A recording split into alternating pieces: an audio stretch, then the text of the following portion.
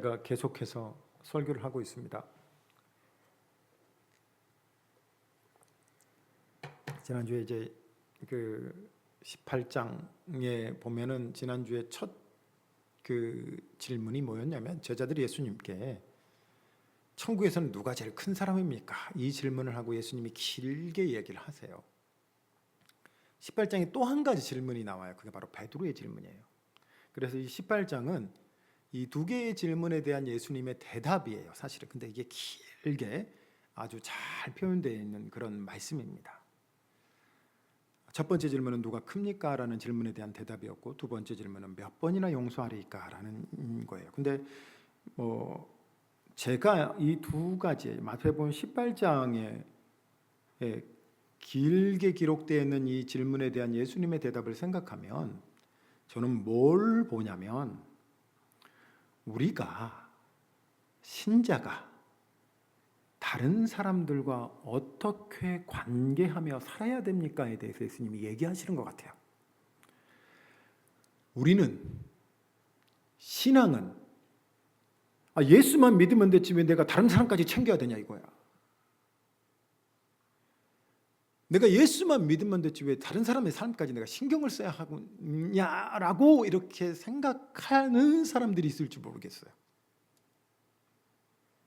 그런데 오늘 성경은 하나님의 나라는 우리가 예수를 믿고 살고 성령의 은혜를 받은 사람들이 사는 세상에서는 이 사람들과 어떻게 관계하며 사는가가 굉장히 중요한 것처럼 우리에게 얘기합니다. 그래서 믿는 사람의 변화는요, 내가 하나님에 대해서도 바뀌지만 우리가 다른 사람을 어떻게 대하는지도 굉장히 중요해요. 그래서 변화되어야 하는 부분이 바로 그 부분이에요. 이것이 신앙과 전혀 상관이 없다고 생각하시면 안 돼요. 근데 이제 여러분 보시면 아시겠지만 첫 번째 이제 두 가지 이야기를 하시잖아요. 베드로가 질문하기 전에 오늘 내가 두 큰 본문을 사실은 잡았어요. 근데 대개 이제 설교자들이 이걸 다 따로 설교를 하거든요. 그러니까 첫 번째 얘기는 여러분 보시다시피 너희 형제 중에 죄를 범하면 어떡하겠느냐 먼저 따로 가서 얘기를 하고, 그래서 안 들으면은 두 사람 이상 데려가서 같이 얘기를 하고, 그렇지 않으면 교회에 얘기를 해서 교회 말도 안 들으면 이방인처럼 해라. 이 부분과 오늘 베드로가 몇 번 용서해야 되겠습니까? 라는 말에 너 형제가 범죄하거든 7번씩 70번 용서해라 라는 이 말이 전혀 다른 내용 같잖아요. 그죠? 앞부분은 무슨 내용 같아요? 여러분이 쫙 읽어보시면 좀 무섭지 않아요? 그러니까 대개 사실은 교회가 이 본문을 가지고 너희가 땅에서 매면 하늘에서도 매이고 너희가 땅에서 풀면 하늘에서 풀릴 것이다 라는 이 본문이 이 교회의 권위를 상징한다라고 되게 많이 얘기를 해요. 교회가 범죄한 사람들에게 내리는 징계들에 대해서 이렇게 얘기를 많이 하거든요. 그런데 여러분도 알고 저도 알다시피 교회도 잘못된 결정을 할 때가 많아요. 부끄럽지만, 죄송하지만.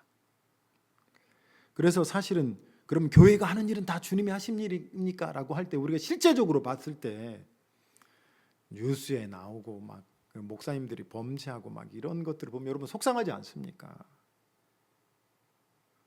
그래서 저도 사실은 조심스러운 게 혹시나, 그래서 저도 장로님한테 잘 물어본다고요. 그죠? 우리 권사님들하고 다른 분들에게 잘 물어봐요. 왜냐하면 내 결정이 교회의 결정이 아니 되면 안 되거든요. 오늘 이 본문에는 두세 사람 이상이 모인 곳에 나도 그들 중에 있느니라 라는 말은 이 교회가 가지고 있는 연합과 교회가 가지고 있는 권세를 얘기를 하는데, 그런데 우리가 잘못 착각하면 어떤 문제가 있냐면, 내가 왜 이 두 본문을 같이 얘기했냐면, 교회가 당연히 죄에 대해서 경고하고 죄에 대해서 가르치고 당연히 우리 성도들이 같이 죄에 대해 싸우는 일을 해야 됩니다. 죄가 괜찮으면 안 되죠. 그렇죠? 우리가 이전과 다른 삶을 살아야 되는 거죠. 믿는 자가. 예수가 우리를 어떻게 구원했는데, 예수가 왜 십자가에 죽었는데 우리가 그냥 그 희생과 그 죽음을 그냥 괜찮다, 그냥 우리가 당연히 그냥 그렇게 사는 거다라고 하면 안 되죠. 예수 믿는 사람이 거룩하다라는 말은, 이 거룩이라는 뜻을 다른 우리말로 표현하면 달라야 된다는 말이에요. 우리가 가장 많이 듣는 말이 뭐예요? 교회 다니는 사람이 똑같다는 말이에요. 절대 그런 소리가 나오면 안 돼요. 사실은 안 되는 소리를 듣고 있는 거예요. 교회도 똑같다 그러면 안 돼요. 목사도 똑같다 그러면 안 된다고요. 거룩해야 돼요. 이것이 하나님의 명령이고 말씀이에요. 그런데 우리가 잘못 이 앞부분에 말씀처럼 15절 말씀에 이렇게 기록이 되어 있죠. 우리가 천천히 한번 읽고 잘 이해하고 봅시다. 같이 한번 읽어봅시다. 시작. 내 형제가 죄를 범하거든 가서 너와 그 사람만 상대하여 공고하라. 만일 들으면 내가 내 형제를 얻은 것이요. 자, 이렇게 말씀했습니다. 그래서 여러분이 혹시 이 말씀을 읽고 한번 생각을 해보는 거예요. 맞아, 그 친구 내가 가만히 있으면 안 되지. 오늘 예배 끝나면 바로 얘기를 해야겠구만. 저번에 그 친구 길 가다가 담배 입에 물고 있는 거 내가 봤어. 내가 얘기해야지. 저번에 그 친구 보니까 교통신호도 안 지키고 막 과속해서 가더만. 내가 얘기해야지. 저번에 그 집사 내가 술집에 있는 거 봤는데 내가 바로 얘기해야지. 그런 말씀이 아닙니다. 그래서 저는 여러분에게 이해를 돕기 위해서 사실 이 말씀을 이해하려면 이 18장 전체를 이해해야 돼요. 이 18장 전체를 얘기하는데 핵심 되는 부분이 뭐냐면 우리가 이 15절을 읽기 전에 읽었던 말씀이에요. 그게 뭡니까? 예수님이 뭘 얘기하세요? 12절부터 14절까지 한 마리의 잃어버린 양을 얘기하세요. 너희 중에 양 100마리가 있고 99마리를 잃어버렸다면 99마리를 버려두고 산에다가 그 한 마리를 찾으려고 너희가 돌아다니지 않겠느냐. 그런데 그 한 마리를 찾았을 때 기뻐서 돌아오는데 내가 99마리나 가지고 있지라는 그것 때문에 기쁜 것이 아니라 잃어버린 자를 찾았기 때문에 기뻐해서 돌아오지 않겠느냐. 이것이 하나님의 나라고 이것이 하나님의 마음이다라고 얘기해 주는 거예요. 그리고 바로 내 형제가 죄를 범죄하거든 이 얘기가 나오면 저는 이 내 형제가 죄를 범죄하거든 이 부분을 뭘로 바꿔보냐면 내 형제가 길을 잃었거든. 자, 이러면 여러분 이 예수 그리스도께서 하신 말씀이 조금 더 이해가 되십니까? 내 형제가 믿음을 떠났거든. 내 형제가 길을 잃었거든. 어떡하라고요? 포기하라고요? 냅두라고요? 어떻게 살든 지 맘대로 걔는 내가 교회를 몇 번 나오라고 했는데 이렇게 하라고요? 아니라고요. 가서 권고하라고요. 얘기하라고요. 그리고 2-3명 더 데리고 가서 얘기하라고요. 그리고 안 되면 교회가 가서 또 얘기를 하고 찾으라고요. 사실은 이 18장의 이 전반부에 계속해서 얘기하는 게 뭐예요? 잃어버린 자들에 대하여, 실족한 자들에 대하여, 어린아이 같이 낮은 자들에 대하여 계속 얘기하고 있잖아요.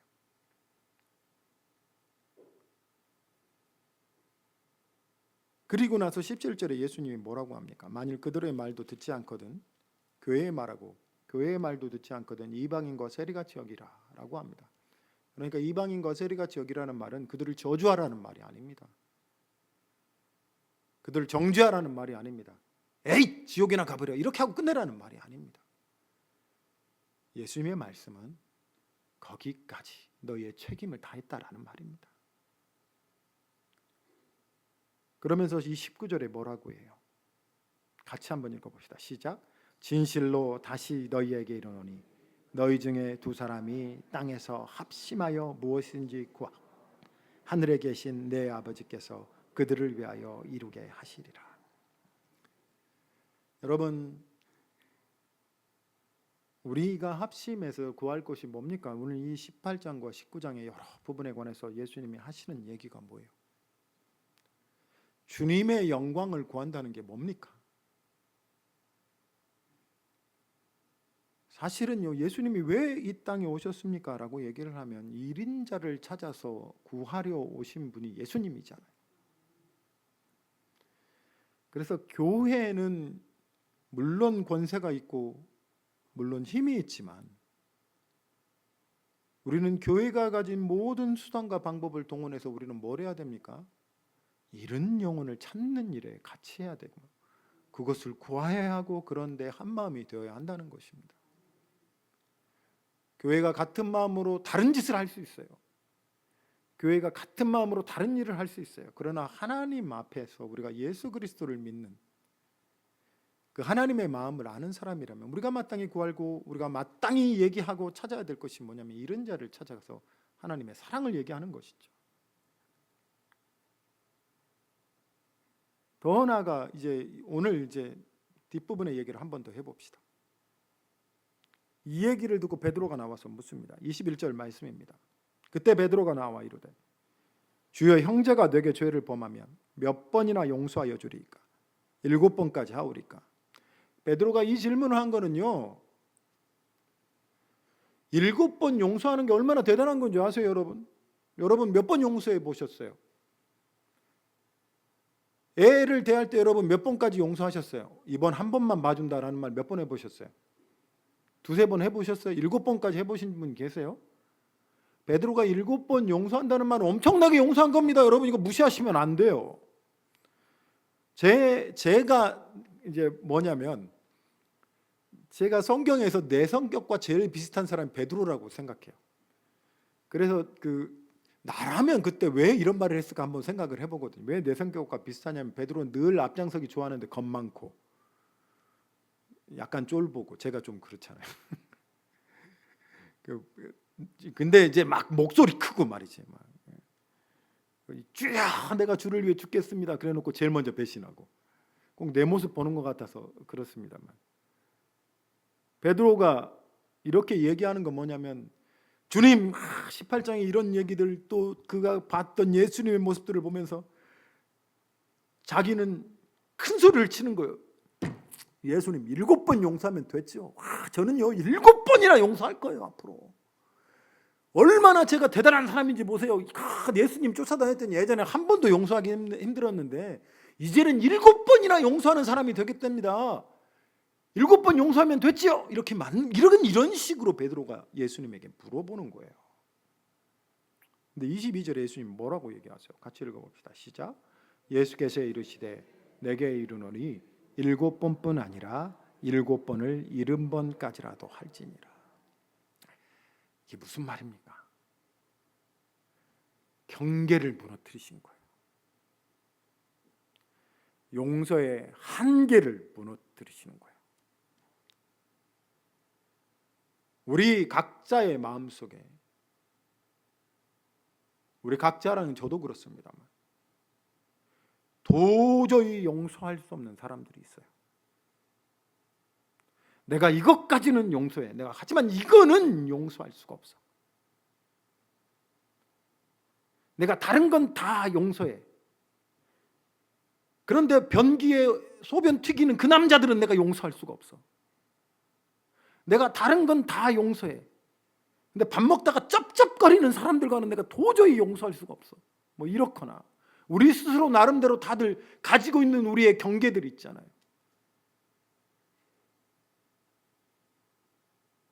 도저히 용서할 수 없는 그 사람들. 이때까지 했으면 됐죠. 주님 나는 최선을 다했습니다. 베드로가 베드로의 최선을 얘기합니다. 베드로가 사람의 최선을 얘기합니다. 그런데 22절에 예수님이 하나님의 나라를 얘기합니다. 그러면서 예수님이 들려주시는 기가 막힌 얘기가 하나 있습니다. 우리가 들으면 복창 터질 일이에요. 어떻게 이런 사람이 있을 수가 있나 하는 그런 얘기를 하는 거예요. 어느 왕이 결산을 합니다. 연말이 됐으니까 결산, 자기한테 빌려간 사람 안 빌려간 사람 이렇게 타봐봅니다. 엄청나게 큰 빚을 진 종이 하나 있었어요. 10,000달란트래요. 여러분 달란트는 1달란트, 2달란트 그렇게 하잖아요. 이 달란트가 큰 돈입니다. 금을 세는 단위예요. 금을 세는 단위예요. 그래서 10,000달란트 그러면요, 한 나라를 움직이는 재정과 같아요. 수십억이에요. 이 10,000달란트 빚진 사람이 누구 앞에 있냐면 왕에게 빚을 졌어요. 이 말을 요즘 시대의 말로 해석하면 어마어마한 천문학적인 빚을 진 이 사람이 가장 높은 대통령에게 빚을 진 거예요. 그렇다면 이 말을 달리 해석하면 갚을 수 없는 빚을 가진 이 사람이, 죽었다 깨어나도 도저히 갚을 길이 없는 빚을 진 이 사람이 가장 큰 힘을 지닌, 자기를 죽일 수도 있는 힘을 지닌 그 사람에게 빚을 졌다는 거예요. 도망갈 수 없어요. 피할 수 없어요. 잡혀갔습니다.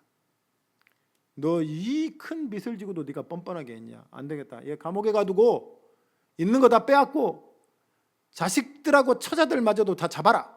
이렇게 명령을 합니다. 근데 이 종이 엎드려서 얘기하는 게 26절입니다. 내게 참으소서, 다 갚으리이다. 이 짧은 말입니다만 아마도 간절함으로 얘기했겠죠.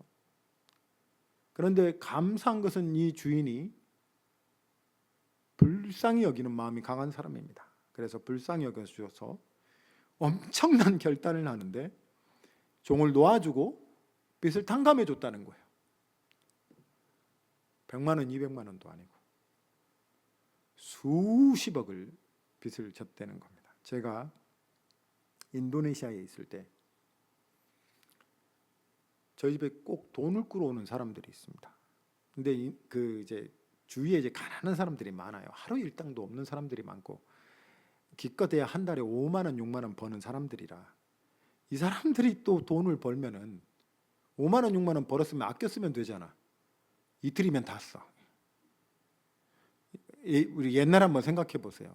우리 옛날 그 어르신들이 월급 받아갖고 그날 다 진탕 다 마신 다음에 빈봉투로 돌아오는 그런 사람들이 대부분인 그런 마을에 있어요. 와가지고 우리한테 돈 꿔달라고 그래. 그래서 돈을 꿔줘요. 꿔주지는 않습니다. 사실 저는 못 받을 줄 알아요. 그래서 꿔준다고 얘기를 하지 않아요. 얼마가 필요하냐, 뭐 이래저래 이렇게 필요합니다. 그러면 다 주지는 않고 내가 이만큼만 줄 테니까 안 갚아도 된다. 그 대신 이제 내가 또 다른 일 있으면 집에 좀 일을 시켜. 왔으면 좀 청소 좀 하고 가라. 내가 줄 테니까. 그러면 진짜 대충 청소하고 가고 그러고 막 그래요. 하여튼 여하튼 좀 최대한 지혜롭게 해보려고 노력은 많이 했습니다만 어느 날 보니까 이 친구가 돈을 꿔줬더니 맥도날드 가서 햄버거를 먹은 사진을 지 페이스북에 올려놨어. 용서가 되겠습니까? 와가지고 눈물 콧물을 그렇게까지 안 했지만 돈 꿔달라고 그렇게 사정을 한 그 친구가 맥도날드 가서 햄버거를 사면 용서가 되겠어요? 우리의 한계가 거기까지예요. 내가 아무리 좋은 사람이라도 그건 안 되지. 다시는 안 되지. 그런데 이 주인이 용서해 준 한계는 너무 대단한 거예요, 여러분. 그래 탕감을 해줬어요. 그러니 집으로 돌아갈 때 이 종의 기분이 어떻겠어요? 너무 기쁘지 않았겠어요? 길 가다가 100원만 줘도 여러분 기뻐요, 안 기뻐요? 요즘은 100원 주면 별로 주워가지도 않던데 10,000원짜리 요즘 돈 준다고 기분 좋아할 사람은 없겠습니다만 여하튼 큰 기쁨으로 돌아갈 것이 아니겠어요? 그런데 이 사람에게 또 하나의 다른 문제가 있는데 자기 친구가 자기한테 돈을 빚진 친구가 있습니다. 성경에는 100데나리온이라고 얘기를 합니다. 데나리온은 은을 재는 단위입니다. 달란트와 데나리온은 비교할 수 없을 정도로 큰 가격입니다. 하지만 이 돈도 충분히 센 돈입니다. 보통 사람들에게는. 그래서 이 데나리온 빚진 친구를 만났습니다. 야 이놈아, 내가 너 빚 100데나리온, 우리나라 달러 하면 한 100만 원 정도 될 것 같아요. 어딨냐 그거? 못 갚겠다. 이 자식을 경찰서에 고소를 하고 감옥에 가두고 돈 갚을 때까지 나오지 마! 이렇게 했습니다. 문제는 뭐예요? 왕이 그것을 봤어요.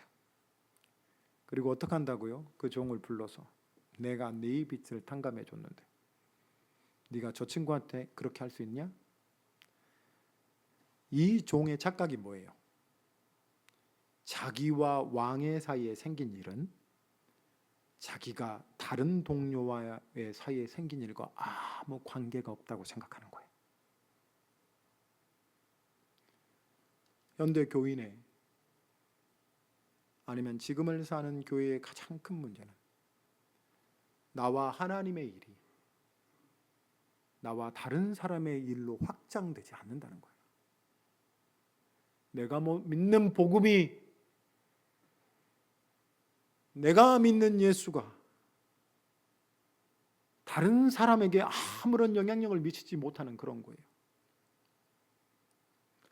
복음이 뭡니까? 이 복음이라는 말은, 우리가 구원을 얻었다라는 말은, 내가 영생을 얻었다라는 말의 전제가 뭔지 아십니까? 하나님이 우리를 용서하셨다는 거예요.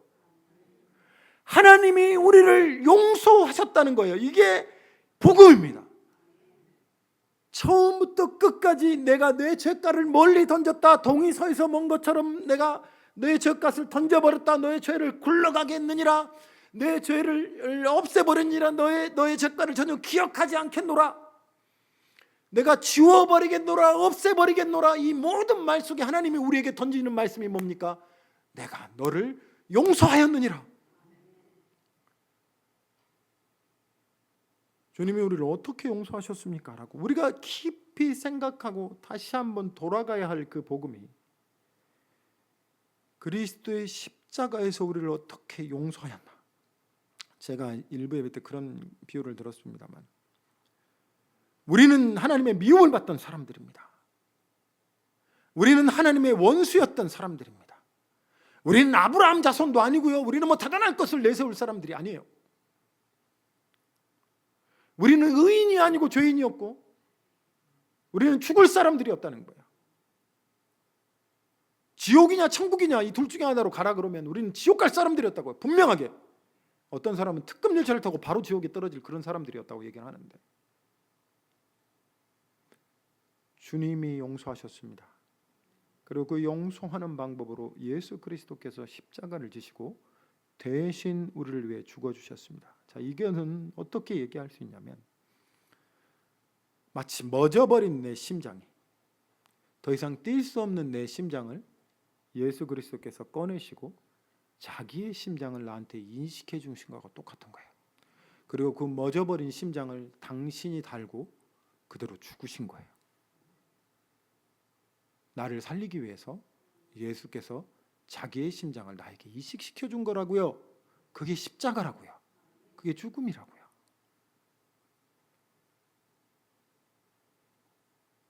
우리가 사랑을 받았습니다. 여러분, 우리가 사랑받았다는 것에 대해서 알으셔야 합니다. 그것이 믿어지셔야 됩니다.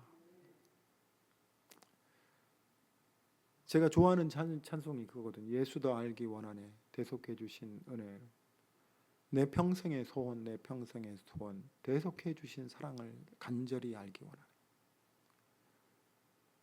저는 반면에, 왜 그러면 우리는 다른 사람을 사랑할 능력이 없는가? 왜 우리는 다른 사람을 용서할 힘이 없는가라고 할 때, 저는 다른 면으로 우리는 정말 하나님의 용서를 누리고 있는가? 우리는 정말 하나님이 나를 사랑하셨다, 기가 막힌 사랑으로 우리를 사랑하셨다는 것에 대해서 경험하며 살고 있는가를 한번 물어보고 싶은 거예요. 왜냐하면 제가 내 경험적으로 만나는 사람들은 자기가 믿는 하나님, 자기가 아는 하나님의 모습대로 닮아가는 걸 보거든요. 하나님이 딱딱하고 무서우면 자기도 그런 사람이 되고, 하나님이 선하시고 의로우시고 존귀하시고 거룩하시고 사랑 많으시고 인자하시면 자기도 그런 사람이 되는 것을 보거든요. 하나님의 나라는 용서의 나라입니다. 그 이유에 대해서 예수님이 빛을 탕감해 준 종의 비유를 통해서 결국 우리를 다시 한번 어디로 데려갑니까? 우리를 십자가로 데려갑니다. 주님, 내가 왜 용서해야 됩니까? 주님, 내가 저 사람이 나한테 했던 짓을 모르세요? 내가 얼마나 고생을 했는데 내가 그동안 받았던 고통과 고난을 내가 잊을 수가 없어요. 내가 겪은 피해와 상처와 아픔을 하나님이 아십니까?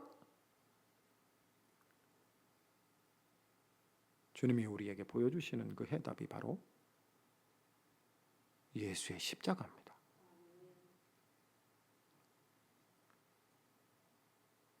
현대사회는요, 관계가 틀어지고 어려워져도 회복하지 않는 사회를 살고 있어요. 이 말이 무슨 말이냐면, 어쩌면 우리는 용서하지 않고 용서받으려고도 하지 않은 시대를 살고 있어요. 싫으면 안 만나면 그만인 그런 시대를 살고 있다고요. 그래서 요즘 시대의 사람들은 자기와의 관계를 최소화합니다. 교회도 그런 식으로 다녀요. 물론 상처받지 않으려고 하고 아픔이 있기 때문에 하기도 하죠. 그래서 현대를 사는 사람들은 자기가 편한 관계만 맺고 삽니다. 예를 들면 이런 거예요.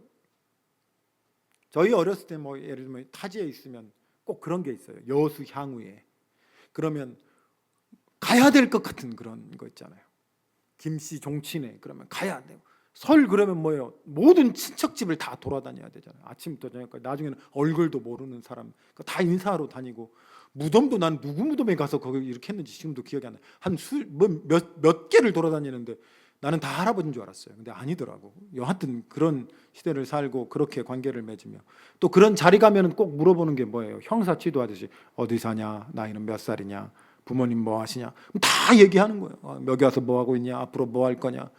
그걸 이 사람한테 만나면 또 얘기하고 저 사람 만나면 또 얘기하고. 그러나 요즘은 그런 것을 물어보지 않아요. 관계가 최소화된 사회를 살고 있습니다. 회복할 필요성이 없는 관계. 이 말을 다른 말로 하면은요, 용서하지 않는 사회, 용서가 필요 없는 사회를 살고 있어요. 수십 년 전에 했던 일을 지금도 들춰내서 인터넷에 올리고, 인터넷에 잘못된 사람 하나 찾으면 모든 사람이 처벌자가 됩니다. 여러분 뉴스 한번 보시면 혹시나 여러분 그런, 저는 안 읽으지만 보지 마세요. 댓글창 한번 열어보시면 전부 욕이 달려 있어요. 누구도 변명하지 않습니다. 제가 예전에 그런 얘기를 한번 한 적이 있는데 너무 중요한 얘기를 한 번 더 해보겠어요. 예전에 지하철에 그런 일이 있었거든요. 한 여자애가 개를 데리고 지하철을 탄 거예요. 근데 이 개가 처음으로 지하철을 탔나 봐. 개가 지하철에서 실례를 한 거예요. 그러니까 똥을 쌌잖아요. 사람들이 어떡하겠어요? 성질이 난 거예요. 이 지하철에 지금 개를 데리고 와서 개똥을 싸놓고 간다고. 그러면 우리나라 사람들 뭐예요? 핸드폰을 꺼내 다 찍기 시작합니다. 동영상을 다 촬영을 합니다. 그래가지고 어떻게 해요? 바로 실시간으로 막 인스타에 올리고 페이스북에 올리고. 그리고 그 사건이 뭐가 됐냐면 개똥녀 사건이 됐어요. 유명한 사건입니다. 근데 그 여자아이가 젊고 어린아이인데 사람들이 전부 자기한테 핸드폰을 대고 찍으니까 어떡하겠어요? 당황하지 않겠어요? 그 다음 역에 그냥 내려버린 거예요. 똥을 안 치우고. 근데 이 여자는 도망간 여자가 됐어요. 우리 사회의 단면을 보여주는 거죠. 전부 심판자예요. 이런 여자는 마땅히 그런 벌을 받아야 된다고 생각하는 거예요. 저는 그럴 때 한 명의 기독교인이라도 그 사이에 끼어들어서 손수 똥을 치워주는 사람이 있었으면, 그 당황하는 여자를 진정시켜주고 그 카메라를 찍어대는 사람들을 향해서 그 변을 치워주는 사람이 있었으면 나는 그런 사람이 될 수 있었을까? 그 현장에서. 우리는 그런 사람이 되어야 되잖아요. 그게 용서예요. 그게 하나님의 나라고, 우리가 전하는 복음은 말로만 전하는 것이 아니라 능력으로 전하는 거예요. 그게 용서는 예수 그리스도의 십자가의 능력입니다. 저는 말씀을 마무리 이 말씀을 준비하면서 저 혼자 생각해 봤어요. 나는 용서할 사람이 없나? 엄청 많대. 용서할 사람이 많더라고요. 내가 잘못한 것도 많고, 용서를 구해야 할 것도 많지만 내가 용서해야 될 사람도 많고. 어떻게 해야겠어요? 그래서 먼저 기도를 하기 시작했습니다. 하나님, 내가 용서할 것을 선포합니다. 이렇게 기도를 했어요. 용서하는 것이 하나님의 뜻이고 예수의 십자가에서 내가 먼저 용서받았음을 믿습니다. 그래서 저도 이 사람을 용서할 것을 선포합니다. 가장 좋은 거는 그 사람을 만나서 얘기하는 거겠지만, 그러나 어떤 사람은 정말 만나기 힘든 사람도 있을 수 있습니다.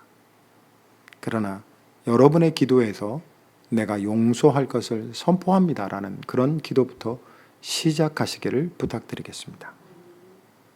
하나님의 나라는, 우리가 믿는 복음은 용서해준 복음입니다. 기도하시겠습니다. 오늘 들은 말씀을 붙들고 함께 기도할 텐데, 혹시 여러분 가운데 용서라는 이 말씀을 붙들고 기도할 것이 있으면 하나님 앞에 함께 기도하는 시간을 갖도록 하겠습니다. 기도하겠습니다.